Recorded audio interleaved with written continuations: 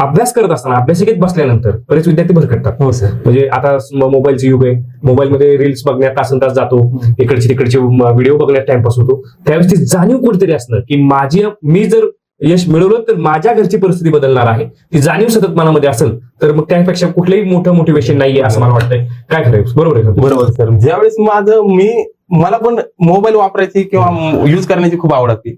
ज्या दिवशी सिलेक्शन झालं त्याच्यानंतर 5-6 दिवस रील बघण्यातच जास्त वेळ घालवला. आणि ज्या गोष्टी आवडीच्या होत्या किंवा ज्या गोष्टी माझ्या राहिल्या होत्या किंवा पिक्चर बघणं किंवा वेब सिरीज बघणं, ते मी 8-10 दिवस सिलेक्शन झाल्यापासून आजपर्यंत तेच करत आलोय की थोडंसं रिलॅक्स व्हा.